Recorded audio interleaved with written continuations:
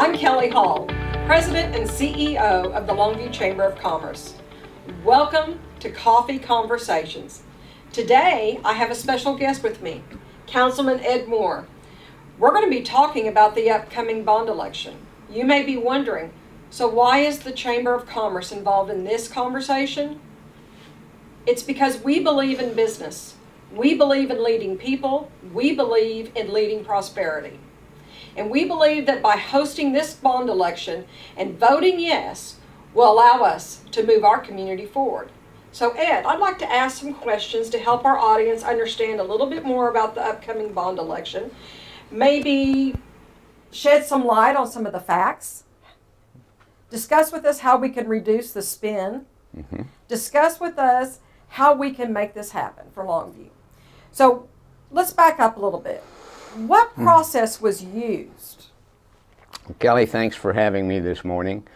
The journey actually began over 5 years ago when hundreds of Longview citizens got together and produced our 20-year comprehensive plan that the council adopted in March of 2015.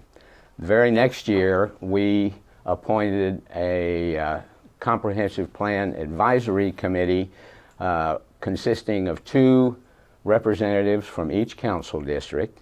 They started out with a priority list of over $170 million in projects, and after 2 years of studying and discussing and holding public meetings, recommended to council this June a bond issue of $104.2 million.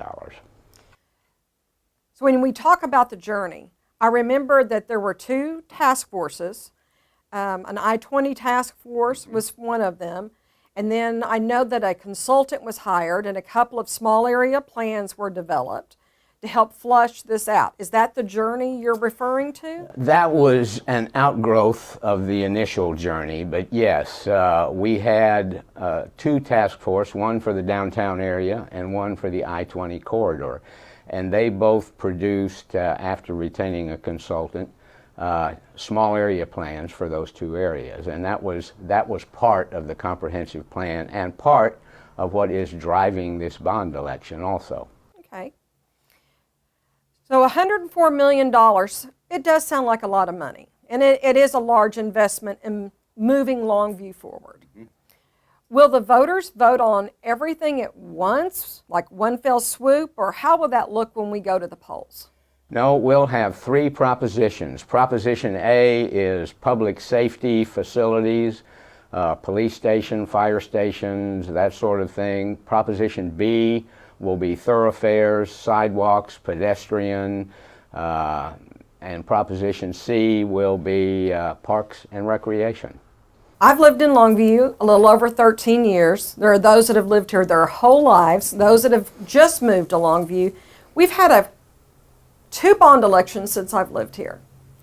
And it's amazing to see the community pride that has been birthed over the last 13 years. It's amazing to experience Lear Park, to see all the kids and the families out there, to go downtown on the weekends or after work and see the synergy and the people meandering around. We have a lot to be proud of. So what I'd like to do is, let's talk about the projects. Okay. We know where we've been. How will these new dollars that we invest move us forward? And you're exactly right, Kelly. The last 2 bond issues, 3 bond issues even, have added a number of quality of life things for our community to help us move forward. In the public safety area, we intend to build a new police station across South Street from the existing police station. We think it will be an excellent entryway for our community, for people coming in Highway 31, and enhance that area of town. We're going to replace 3 30-year-old fire stations, Station 5 in Gregton, Station 7 on Gilmer Road, and we're going to move Station 8 out George Ritchie Road so it'll be closer to where our growth area is. And that would be Spring Hill? Well, we already have a station in Spring Hill. That'll be out closer to, say, George Ritchie and Judson Road area. Good. And we're also finally going to move the fire department training center with all the smoke and everything else that's involved out of the Stamper Park area to another location because it's been in a residential area for years. Streets, sidewalks, a number of street projects. Moberly Avenue, we're going to have an entryway at Moberly and High Street down near I-20. Real Road's going to be widened. Fairmont. All of these will have sidewalks involved because sidewalks and pedestrians and bicycles are a big priority in the comprehensive plan. In the area of parks, you mentioned Lear Park. Finishing out Lear Park is a main emphasis of the Parks proposition. We're going to spend probably almost $8 million renovating and enhancing our existing parks. The Arboretum, there's money in there to finish out the Arboretum. Cargo Long Trail, Broughton Recreation Center needs some additional gymnasiums and work in Broughton Park. So all of these projects together will move our community forward and enhance our quality of life. Over the last few coffee conversations, we've talked about the chamber believing in business, fighting for business, because we understand that business needs to attain and retain employees. And when employees today can live anywhere. Mm-hmm. So what are they looking for when they move to communities? Oftentimes it is those quality of life features, the vibrant downtown, the trails, the park systems. What's not so sexy sometimes is roads or police departments. So I was really intrigued, and I really had not thought about the importance of the police department in the world we live in today compared to the world we had 20 years ago. So tell us a little bit about the space issue at the police department. The police department current facilities were built in 1976. They were built to accommodate 88 employees. And right now the police department has 240 employees. So I heard the broom closet is literally a detective's office. The old jail is now the property room, and they're running out of space for that. The police department cannot function adequately in the existing facility. We have to build a new one. We looked at adding on to the existing one. We looked at a number of different options, but building a new one across the street was the most cost effective. Mm-hmm. Sometimes those are the things we take for granted, and we don't want to be cheap. Our police department deserves to have a quality facility to work out of. The next thing is the streets. I'll be honest, I'm a little concerned about how people are going to wrap their minds around the streets, and we need streets with sidewalks. We need connectivity. We need to build that culture of health and move pedestrians through our community, move the vehicles through our community in a way that's going to allow goods and services to get moved. Let's talk a little bit more about what is famously known as the street reduction or the street plans that's going to allow us to add the bike lane and where that's going to be, the sidewalks. You're talking about the road diets and the complete streets. Yes. It took me a while to understand that concept. Moberly, for example, right now is 4 lanes with a center turn lane throughout.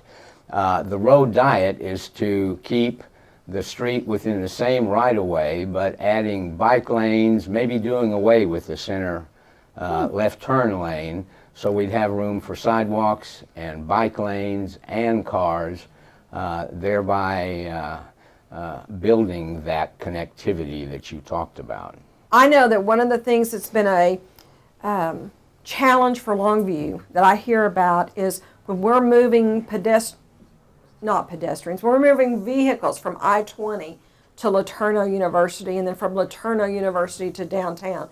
Several of those corridors are going to be, Moberly is a key one that's going to help us transform, well, I guess what they're calling Solo now, South Longview. So, I just want us to realize streets are important to prosperity for Longview. Streets are important to moving us forward. Let's talk a little bit about the tax rate, because there's been a lot of information floating around. Anytime we're doing these types of grow outs, build outs, 104 plus million, how will we pay for that as taxpayers? We estimate that after all 104 million in bonds are sold and delivered to us, the taxes will go up about 8 cents per $100 valuation. So to put it in perspective, if your property is valued at $100,000, that's going to be an increase of $80 a year, or about $6.67 a month. $150,000 property, $120 a year, or $10 a month. And also, that tax increase will not be instituted all at once. We intend to phase in the delivery of the bonds and the additional debt probably over a 5-year period. So those taxes will be increased gradually over that 5-year period. So everybody's not going to get hit all at once for the full tax increase. I think the average home in Longview is about $147,000. So for $120 a year, we can see parks finished out, improved facilities for the police department, these complete streets, which will improve our pedestrian walkways and improve the bike paths. It sounds like a wise investment from my standpoint. I think it is. I mean, this bond election is going to dictate how our community moves forward for the next 5, 10, 15 years. This is a big decision for our citizens, but a positive vote, I think, will enhance those prospects.